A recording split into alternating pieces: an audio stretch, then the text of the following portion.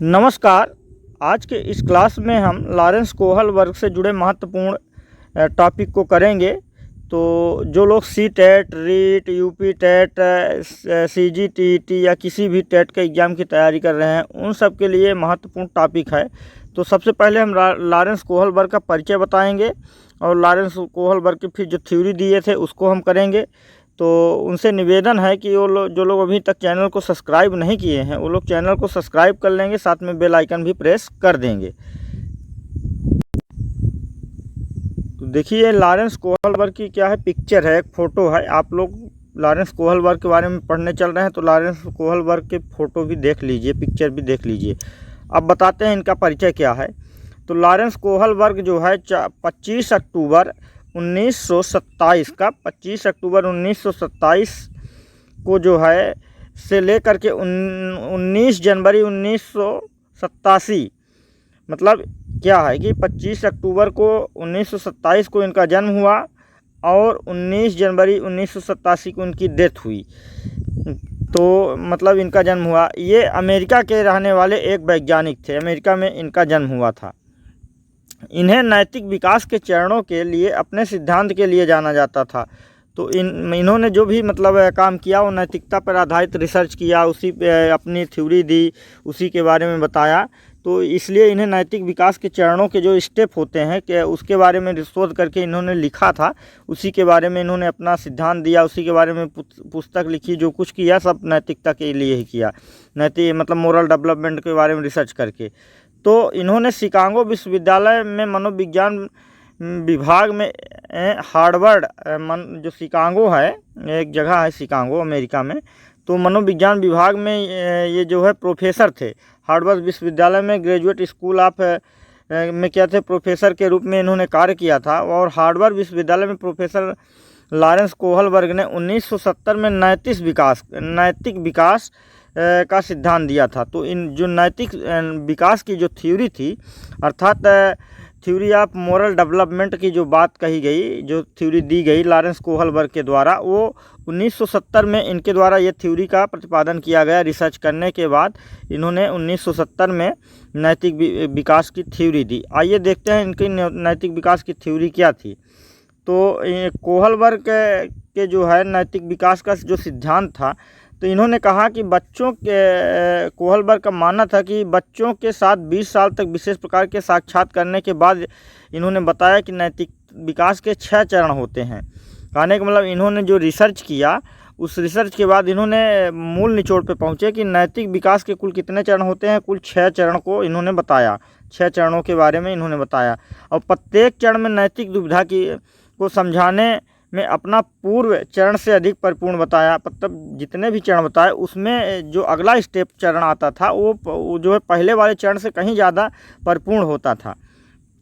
तो बालकों में चरित्र निर्माण और नैतिकता के संदर्भ में लॉरेंस कोहल वर्ग ने अपने अनुसंधान के आधार पर यह निष्कर्ष निकाला कि बालकों में नैतिकता या चरित्र के विकास की कुछ निश्चित और सार्वभौमिक अवस्थाएं पाई जाती हैं। इन्होंने जो मतलब अंत में मतलब निष्कर्ष निकाला था, वो उन्होंने कहा कि जो बच्चा होता है, जो मतलब स्टूडेंट होता है, उसके अंदर नैतिक विकास की जो चरित्र होता है, जो निश्चितता होती है, जो सार्वभौमिकता होती है, उसके बारे में इन्होंने बाकायदे बताया था, कुछ निष्कर्ष निकाले थे। अब नैतिकता का मतलब क्या होता है, जब हम नैतिकता के बारे में पढ़ेंगे तो नैतिकता का मतलब भी जानना चाहिए। तो मीनिंग ऑफ मोरलिटी, तो देखिए नैतिक व्यवहार जन्मजात नहीं होता, किसी का भी आप देख लीजिए, चाहे आपका हो, हमारा हो, किसी का भी हो, नैतिक व्यवहार किसी का जन्मजात नहीं होता। यह जो है परिवेश से अर्जित किया जाता है। परिवेश का मतलब क्या है कि हम अपने समाज के वातावरण के आसपास में ही रह करके इसको अर्जित करते हैं।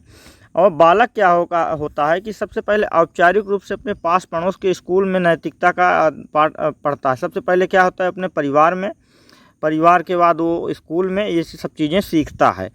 फिर तीसरी बात है कि जब बालक का जन्म होता है तो वह नैतिक होता है या नहीं, या कोई नहीं कह सकता कि वह नैतिक है या अनैतिक है, अच्छा है बुरा है, उसका समाज क्या है, उसका आचरण क्या है, वह कैसे प्रक्रिया करता है, वातावरण में कैसे होता है। लेकिन जैसे जैसे वो बड़ा होता है धीरे धीरे वो नैतिकता की बातें उसमें डेवलप होने लगती हैं।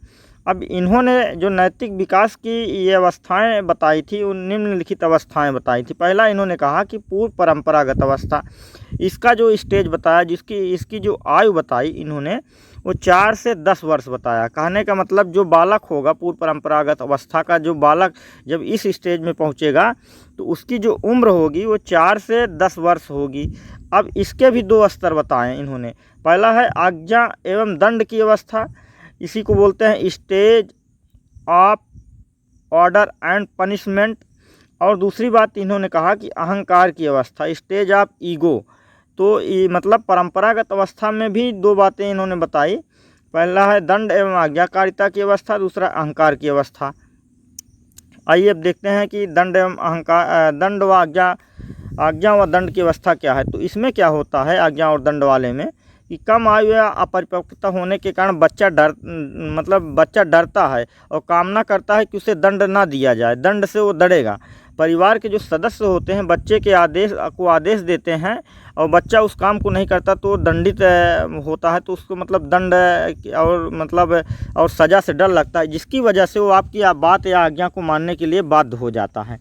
दूसरी बात है कि अहंकार की अवस्था। अब जैसे जैसे बच्चे की आयु बढ़ती हुआ क्या होता है, परिपक्व होता है। आप अपने घर के बच्चों को ही देखिएगा इस मामले में, यदि उसका उद्देश्य झूठ बोलने से पूरा नहीं होता तो वो भूख लगने या फिर किसी अन्य बहाने से वो अपने उद्देश्य को प्राप्ति करता है। तो इस तरह से ये अहंकार की अवस्था होती है। उसमें जो कहने का मतलब एक डेवलपमेंट ऐसी चीज़ होती है, एक ऐसा ईगो होता है जो सोचता है कि जो कुछ हूँ मैं ही हूँ। तो अब दूसरी बात है परंपरागत अवस्था। अब परंपरागत अवस्था के बारे में क्या है, तो परंपरागत जो अवस्था होती है इसकी जो उम्र होती है वो 13 से 10 से लेकर के 13 वर्ष होता है। 10 से 13 वर्ष की एज को जो है परंपरागत अवस्था कहते हैं। इसे भी 2 भागों में विभाजित किया जाता है। पहला है प्रशंसा की अवस्था, दूसरा है सामाजिक व्यवस्था के प्रति सम्मान की अवस्था। अब देखिए प्रशंसा की अवस्था क्या होती है कि इस अवस्था में बच्चा जो भी करता है वह दूसरे लोगों के द्वारा उसकी प्रशंसा करने के लिए करता है। मतलब वो कोई भी काम करेगा तो सोचेगा कि हम ये ऐसा काम कर देंगे तो हमारी प्रशंसा होगी, दूसरे के सामने हमारी बड़ाई होगी। दूसरी बात, और समाज के सदस्य बच्चों के लिए विशेष अपेक्षाएं करने लगते हैं, जो समाज सेवा से स्वीकृति मिलने लगती है। इस अवस्था में बच्चों के व्यवहारों को उचित व नैतिक। तो देखिए जो क्लास चल रही थी वो थोड़ा सा मिस हो गया था, उसको आगे कंटिन्यू करते हैं। तो हम बता रहे थे प्रशंसा की अवस्था। तो इसमें क्या है कि बच्चे के व्यवहार को उचित नैतिक मानने के लिए जिनके लिए परिवार, स्कूल, पास पड़ोस, मित्र मंडली आज प्रशंसा करते हैं। इस प्रकार जो है हम कह सकते हैं कि इस अवस्था में बच्चे की चिंतन का स्वरूप समाज और उसके परिवेश से निर्धारित होता है।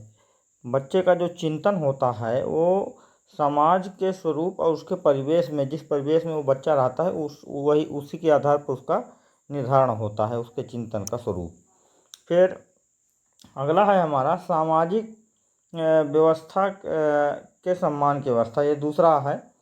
तो इसमें क्या होता है कि नैतिक विकास की अवस्था के बाद जो अत्यंत महत्वपूर्ण अवस्था ये मानी जाती है, क्योंकि इसमें होता है कि इस काल में जो है बच्चा समाज से इंटरेक्शन करने लगता है, अंतःक्रिया करने लगता है। काल महोदय एक मनोवैज्ञानिक थे, तो काल ने कहा कि समाज के ज़्यादातर सदस्य नैतिक विकास की किस अवस्था तक पहुंच जाते हैं, मतलब इस अवस्था तक पहुंचते पहुंचते काल का मानना था कि ज़्यादातर लोग जो है समाज में ज़्यादातर इस अवस्था तक पहुंचते पहुंचते, इस एज तक, उम्र तक पहुंचते पहुंचते लोग नैतिक विकास की अवस्था तक पहुंच जाते हैं।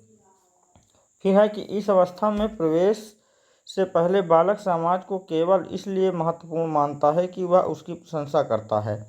अब समाज को स्वयं अगला स्टेज है, तीसरा है उत्तर परंपरागत अवस्था, जिसको हम पोस्ट कन्वेंशनल स्टेज बोलते हैं। इसकी जो एज होती है वो 13 से अधिक, जो उम्र होती है 13 से अधिक वर्ष का बालक इस अवस्था के अंतर्गत आता है। तो इसमें क्या होता है कि समाज के संबंध, इस अवस्था को भी 2 भागों में बांट के बताया। पहला समाज के संबंध, दूसरा सार्वभौमिक संबंध है। अब देखिए समाज के संबंध क्या है कि बालक कोई भी बालक इस अवस्था में समाज के प्रति अच्छा कार्य करता है। वह नहीं चाहता कि समाज के साथ उसका जो समझौता टूटे या किसी प्रकार का संबंध उसका खराब हो, तो वो हमेशा मतलब अच्छा वर्क करने की कोशिश करता है। दूसरी बात, सार्वभौमिक संबंध।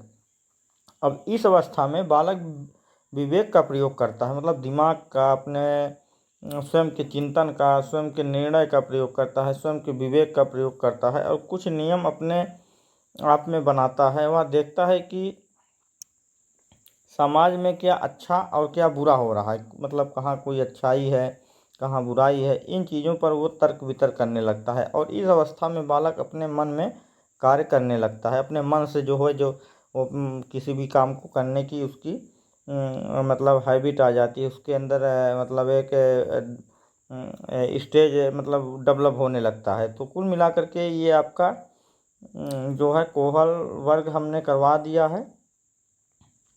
और यहाँ से जो भी प्रश्न बनेंगे वो आपके छूटेंगे नहीं। ये एक वीडियो अभी और आएगी, इसकी सेकंड पार्ट आएगा।